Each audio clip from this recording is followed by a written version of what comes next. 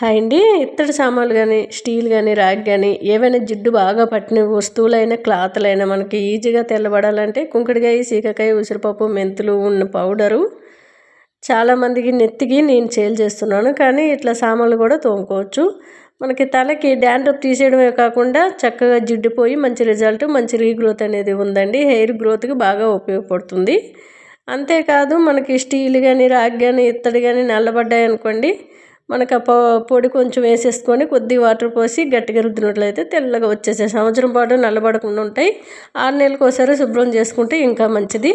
Natural పద్ధతిలో చక్కగా మనకి వస్తువులు గీతలు పడకుండా ఉంటాయి. చాలామంది ఇటుక పొడితో తోముతారు, అలాంటప్పుడు గీతలు పడే అవకాశం ఉంటాయి కాబట్టి తోముకోవడం మంచిది.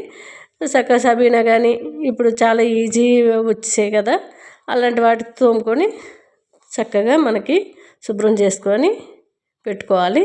ఇవన్నీ కూడా మాకు ఎప్పటి నుంచో మా అమ్మకి వాళ్ళ అమ్మ ఇచ్చిన వంట. అవన్నీ కూడా ఈ తపేలా మాత్రం మేము గృహప్రవేశం అప్పుడు కొన్నది. ఇవన్నీ కూడా ఎప్పుడప్పుడు ఉన్నాయండి. ఆ గ్లాసులు కానివ్వండి, గ్లాసులకి అయితే 200 ఏళ్ళు అండి. ఆ గ్లాసులకి మా అమ్మమ్మకి వాళ్ళ అమ్మ వాళ్ళు ఇచ్చారంట. ఇప్పుడు వాళ్ళందరూ పోయారు కదా, ఇక అంత ఓల్డ్ గ్లాసులు అవి అలా ఉన్నాయన్నమాట. వాళ్ళు తోమి అరిగిపోయి ఉన్నాయి. అంతేకాదండి, ఎవరైనా ఇంటికి వచ్చేటప్పుడు ఫస్ట్ సజ్జల పైన సెల్ఫ్లో చూస్తారు కదా, అబ్బా ఎంత తోమి చక్కగా పెట్టుకున్నారు ఇత్తడి సామాన్లు అని అంటూ ఉంటారు. మా పక్కింటి ఆవిడ కూడా అలాగే అన్నారనమాట నేను వచ్చాక. అంటే మీరు పెట్టుకోరా అంటే, నాకు మొన్న ఒక్క బిందె ఉండే అబ్బా, అది తోమలేక ఈ స్టీల్ సామాన్లు ఇంటి ముందుకు వస్తే వేసాను అంది. అలా ఎలా వేసేసారండి అన్న. అంటే ఎప్పుడు తోమడం చాలా ఇబ్బంది కదా, చేతులు నొప్పి పుడుతున్నాయి, అందుకే వేసాను పెద్ద బిందె. అసలు నీ సామాన్లు అన్నీ చూశాక నేను వేసినందుకు ఇప్పుడు చాలా బాధ అనిపిస్తుందండి అంది.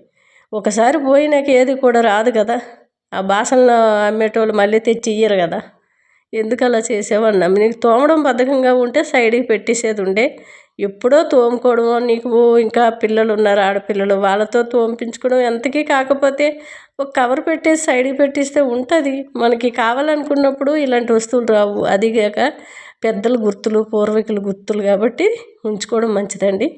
ఎవరు కూడా వేసేయద్దు. నేను ఇప్పుడు చెప్తున్నాను కదా, ఆ గ్లాసులకి అయితే 200 పైన ఏళ్ళది అది.